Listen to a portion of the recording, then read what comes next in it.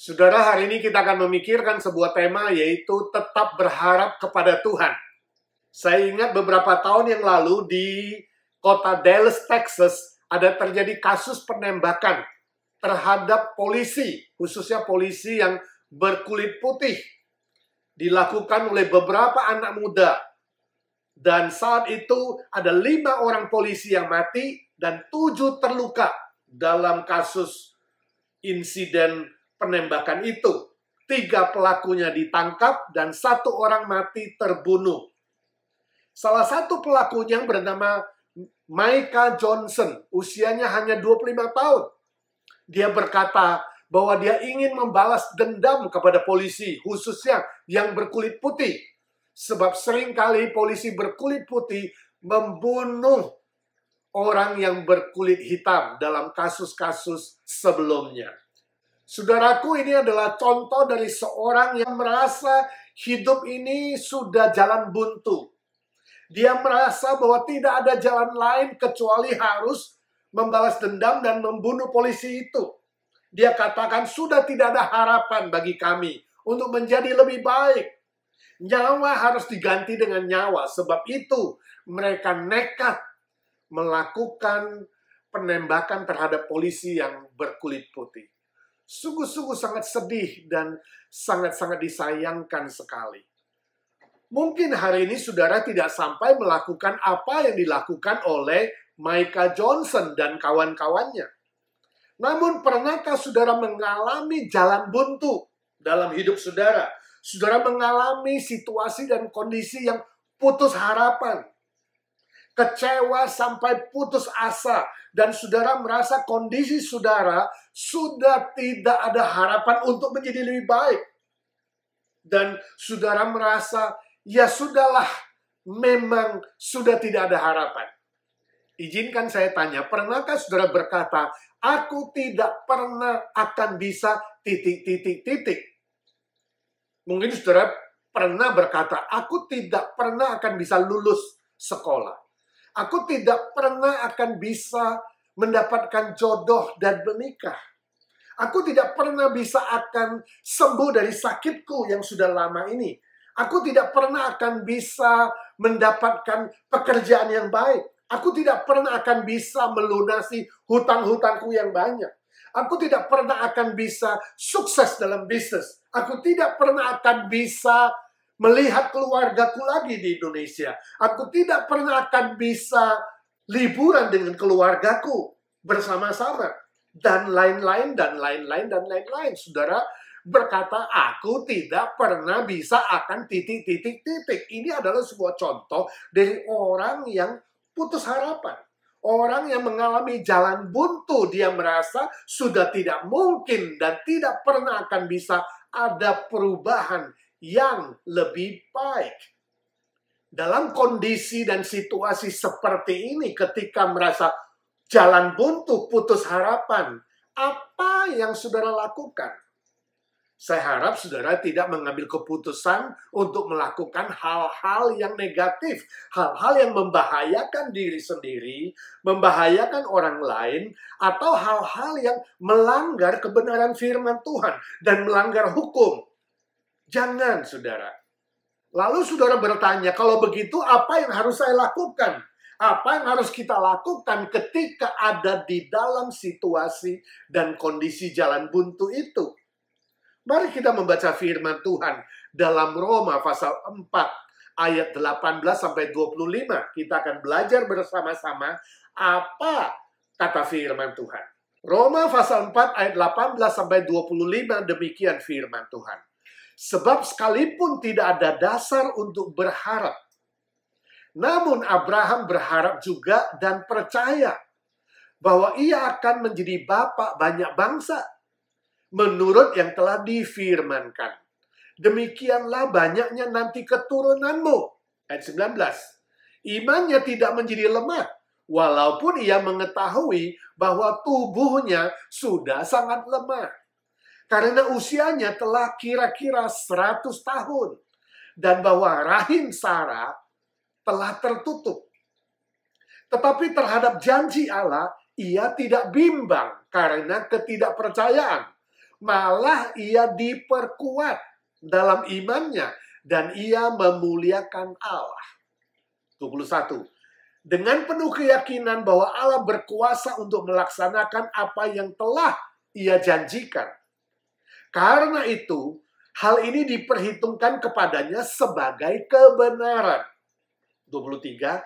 Kata-kata ini, yaitu hal ini diperhitungkan kepadanya, tidak ditulis untuk Abraham saja, tetapi ditulis juga untuk kita.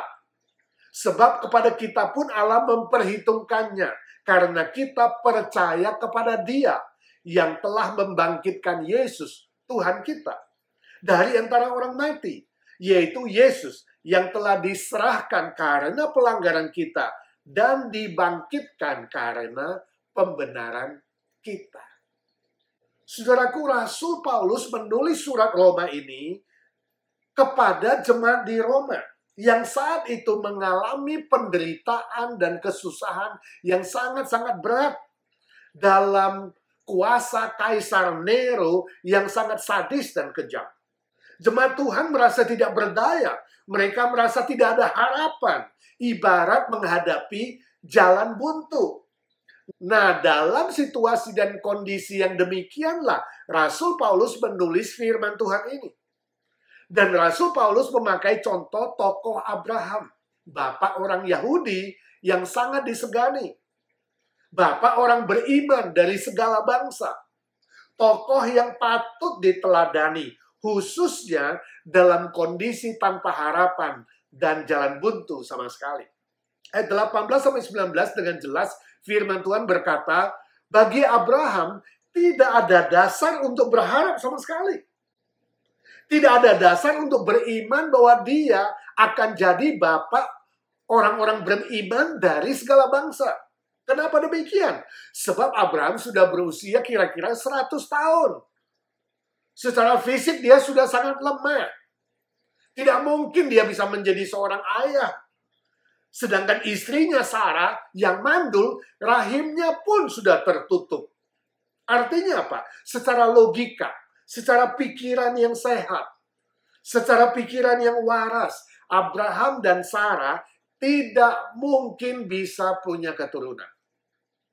Dasar untuk berharap bagi mereka nihil, nol sama sekali. Kalau pikiran yang waras, jangan lagi berharap. Kenapa lagi harus berharap? Stop berharap. Itu kata manusia secara normal. Itu kata kita secara normal, bukan? Ketika sudah tidak masuk akal, tidak cocok dengan logika kita, dan dari sudut pandang manapun rasanya tidak mungkin dan mustahil, jangan lagi berharap. Tapi firman Tuhan katakan, Abraham tetap yakin bahwa Tuhan itu benar, bahwa Tuhan itu tidak pernah salah, bahwa Tuhan itu kalau janji pasti dilakukan, dan Tuhan tidak pernah dusta. Kalau Tuhan katakan dia akan memberikan keturunan kepada Abraham, dia pasti akan memberikan keturunan. Kalau dia katakan demikian banyaknya nanti keturunanmu, maka memang keturunan Abraham nanti akan menjadi banyak seperti pasir di pantai, seperti bintang di langit. Itu pasti benar. Walaupun tidak cocok dengan logika dia secara normal. Walaupun itu secara natural rasanya mustahil. Tapi Abraham tetap yakin dan tetap berharap.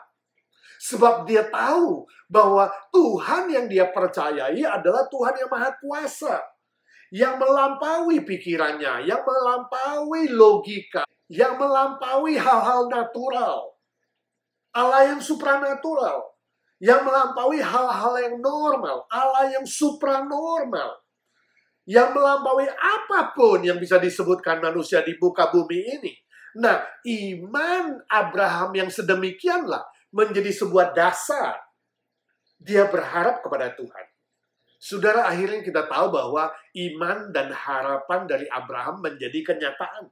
Sungguh-sungguh terjadi. Tuhan melakukan mujizatnya, memberikan Sarah hamil dan melahirkan Ishak.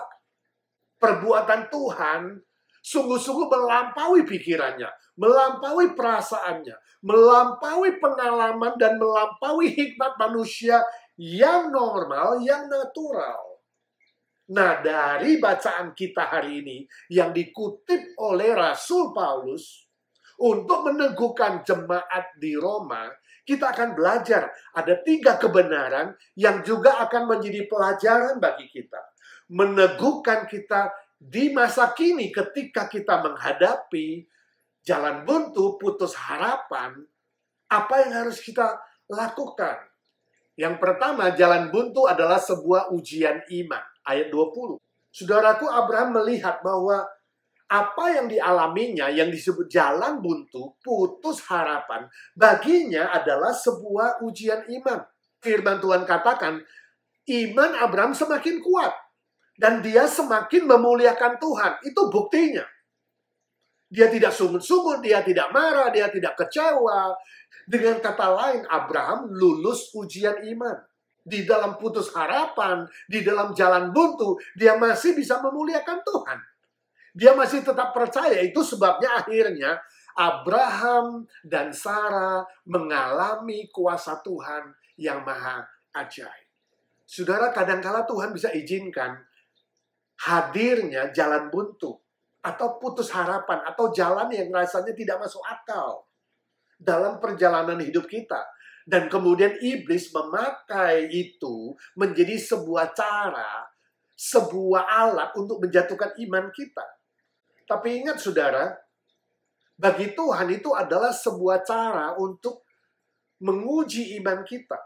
Memakai hal itu sebagai sebuah ujian untuk melihat apakah kita tetap teguh beriman. Apakah iman kita tetap kokoh? Apakah kita tetap memuliakan Tuhan, tetap beribadah, tetap berdoa, tetap berharap di tengah-tengah ketidak ada harapan. Berharap di tengah-tengah jalan buntu. Itu akan menunjukkan apakah iman kita lulus atau tidak. Apakah saudara pernah memiliki cita-cita atau keinginan yang saudara idam-idamkan, tapi ternyata bertolak belakang dengan apa yang dikehendaki Tuhan? Dengan kata lain, kalau Tuhan ingin saudara stop mengejar cita-citamu, stop mengejar keinginan hatimu, dan kemudian menerima kehendak Tuhan, janji Tuhan yang berbeda dengan keinginan hatimu, apakah saudara mau mengganti cita-citamu, mengganti dambaanmu dengan apa yang Tuhan mau? Oh, saudara, ini sesuatu yang sangat sulit. Saya tahu sangat-sangat tidak mudah. Sebab kita sendiri punya keinginan dan punya kehendak. Seringkali hal seperti ini bisa membuat kita stres, membuat kita kecewa, membuat kita bertanya-tanya kenapa Tuhan berbuat begitu. Namun ingatlah saudara, di balik semua itu, Tuhan lebih tahu mana yang lebih baik untuk kita. Mana yang terbaik untuk kita sebagai anaknya yang sudah ditebusnya dan dipakainya di muka bumi ini untuk mendatangkan kemuliaan bagi Tuhan. Contohnya itu dialami oleh Abraham misalnya. Ketika Tuhan sudah menggenapkan janjinya, memberikan dia seorang anak yaitu Ishak, dan Ishak mulai besar dan menjadi remaja, Tuhan mengatakan, persembahkanlah anakmu sebagai persembahan korban untukku. Naiklah ke Gunung Moria. Oh saudara, ini sebuah perintah yang sangat sulit, bukan? Cita-cita Abraham adalah menjadi bapak orang beriman. Sesuai dengan kehendak Tuhan, perintah Tuhan, janji Tuhan bahkan. Dan Tuhan sudah berikan Ishak, kini disuruh mempersembahkan Ishak. Oh ini terbalik. Terbalik dengan dambaannya, cita-citanya bahkan seolah-olah terbalik dengan janji Tuhan.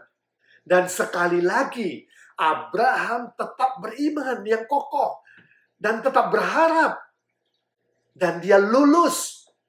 Itu sebabnya dia dibenarkan oleh Tuhan dan dijadikan sebagai bapak orang beriman dari segala bangsa. Dia pantas menerima gelar itu. Ibrani pasal 11 ayat 7 berkata, karena iman maka Abraham, tatkala dia dicobai atau diuji, dia mempersembahkan Ishak. Dia yang telah menerima janji itu, rela mempersembahkan anaknya yang tunggal. Oh saudara, luar biasa, anaknya yang tunggal rela dipersembahkannya. Itu sebabnya Abraham menjadi salah satu tipologi, simbol dari Allah Bapa yang mempersembahkan Yesus Kristus, anaknya yang tunggal, bagi kita, untuk menebus kita, untuk menggantikan hukuman dosa kita, dan memberi kita jaminan hidup kekal. Puji Tuhan, iman Abraham tetap kokoh ketika dia diuji. Dia tetap berharap, walaupun nampaknya tidak bisa berharap dan tidak ada dasar untuk berharap. Sebab fondasi atau dasar dari pengharapan Abraham bukan di otaknya, bukan perasaannya, bukan pengalamannya, bukan cita-citanya, tapi pribadi Tuhan Allah yang maha besar, yang maha kuasa, yang tidak pernah ingkar janji.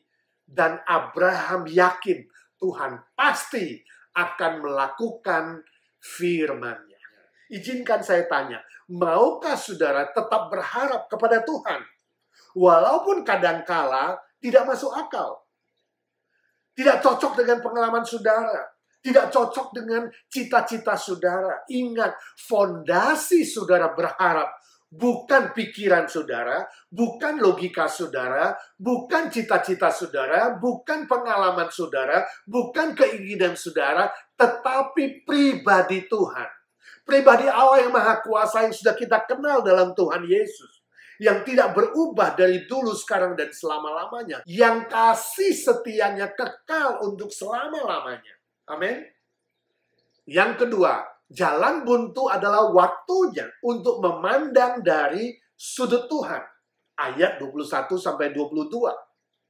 Kalau melihat dari sudut pandang Abraham, tidak ada harapan bagi Abraham bakal punya anak. Atau dari sudut pandang Sarah, istrinya, juga tidak ada harapan. Dari sudut pandang ilmu pengetahuan, juga tidak ada pengharapan. Sudah buntu. Rahimnya sudah tertutup. Dari dunia ini sama sekali tidak ada harapan. Tapi dari sudut pandang Tuhan selalu ada harapan. Sebab itu Abraham tetap berharap kepada Tuhan. Jalan buntu atau situasi tanpa harapan bagi Abraham adalah sebuah momen, sebuah waktu untuk memandang dari kacamata Tuhan. Dari sudut pandang Tuhan, bukan sudut pandang manusia. Ayat 21 firman Tuhan berkata, dengan penuh keyakinan, Abraham yakin dan berharap bahwa Allah berkuasa untuk melaksanakan apa yang telah ia janjikan. Jadi dasar Abraham untuk berharap adalah kuasa Tuhan yang melampaui sudut pandang siapapun, sudut pandang apapun, yang melampaui semua situasi dan kondisi yang faktual, yang nyata. Sebab itu dalam ayat 22 firman Tuhan tegaskan, karena iman Abraham itulah Tuhan memperhitungkannya sebagai kebenaran. Jadi Abraham dibenarkan di hadapan Tuhan. Perbuatan Abraham dianggap benar di hadapan Tuhan. Karena imannya kepada kuasa Tuhan Allah yang maha besar itu. Nah, saudara, secara historis, sebenarnya Abraham sudah melihat dan mengalami karya Tuhan dan kuasa Tuhan yang ajaib. Sejak pertama dia dipanggil keluar dari negerinya, Ur Kasdim, di Kejadian pasal 12. Dia mengalami selangkah demi selangkah dalam perjalanannya, dipimpin oleh Tuhan, diberkati oleh Tuhan. Semua pengalaman-pengalaman itu cukup bagi Abraham untuk yakin dan percaya bahwa di dalam Tuhan selalu ada harapan.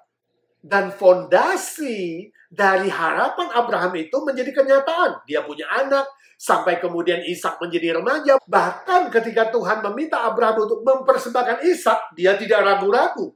Dia tidak menunda-nunda. Dia tidak negosiasi tawar-menawar. Dia tidak kemudian bertanya kepada Tuhan atau mempertanyakan apa yang Tuhan perintahkan kepadanya. Firman Tuhan mengatakan besoknya dia langsung berangkat. Dia mengajak Ishak dan mengajak bujangnya. Dia siap mempersembahkan Ishak karena perintah Tuhan. Dia percaya kepada kuasa Tuhan. Sebab apa? Sebab dia tahu kalau Ishak pun harus mati, kuasa Tuhan yang maha besar, yang maha ajaib, sanggup membangkitkan Ishak. Saudaraku, ketika hidup saudara terasa jalan buntu, terasa tidak ada harapan, janganlah mata saudara terpaku kepada dunia yang sementara. Janganlah mata saudara memandang kepada manusia dengan logikanya, dengan pengetahuannya yang sementara. Janganlah memakai kacamata dunia atau kacamata ilmu pengetahuan atau sudut pandang manusia atau orang hebat atau siapapun. Tetapi berdiam diri sejenak dan melihatlah dengan mata iman dari sudut pandang Tuhan, sudut pandang Allah. Coba pikirkan kembali bagaimana Tuhan yang Maha Kuasa bekerja dalam hidup saudara. Mulai dari saudara lahir ke dunia ini, kemudian Tuhan pelihara sampai saudara besar. Tuhan berkarya dan berkuasa menyelamatkan saudara.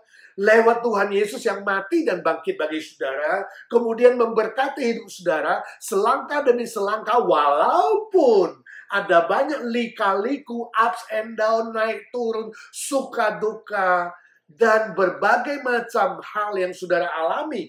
Ingat saudaraku, kuasa kebangkitan Kristus haruslah menjadi sebuah fondasi, menjadi dasar dari saudara berharap dan beriman kepada Tuhan, kepada Allah Bapa yang sudah membangkitkan Kristus dan memberi saudara harapan yang sejati, hidup kekal selama-lamanya.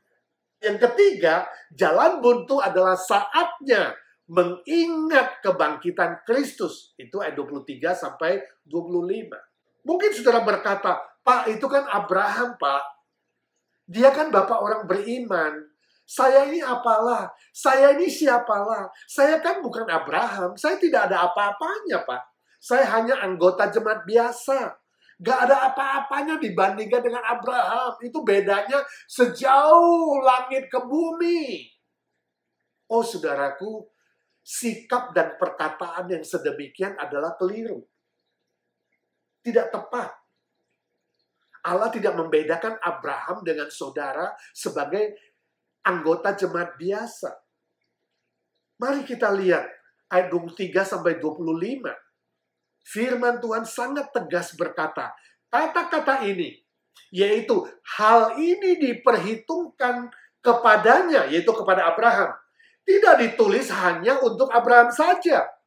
Ayat 24. Tetapi ditulis juga untuk kita. Sebab kepada kita pun Allah memperhitungkannya. Karena kita percaya kepada Dia. Yaitu Bapa di sorga yang telah membangkitkan Yesus Tuhan kita. Jadi kalau saudara beriman bahwa Allah Bapa telah membangkitkan Yesus Kristus dari antara orang mati dan menebus saudara dan membenarkan saudara, maka apa yang Allah perhitungkan kepada Abraham, membenarkan dia, Allah juga membenarkan kita di dalam Tuhan Yesus Kristus. Iman di dalam kebangkitan Yesus Kristus adalah fondasi pengharapan yang sejati dalam situasi dan kondisi bagaimanapun. Putus asa, putus harapan, jalan buntu, tidak masuk akal, tidak sesuai dengan logika, tidak cocok dengan pengetahuan, kita tetap punya fondasi untuk berharap. Sebab kebangkitan Yesus Kristus melampaui semua itu. Jadi ingat saudara, ketika Tuhan izinkan jalan buntu atau putus harapan atau momen-momen yang sulit dalam hidup saudara, rasanya tidak ada titik terang. Ingat, saat itu adalah waktunya mengingat kebangkitan Kristus. Percaya kepada kuasa kebangkitan Kristus yang sudah menyelamatkan saudara dan membenarkan saudara. Iman Abraham adalah iman masa depan.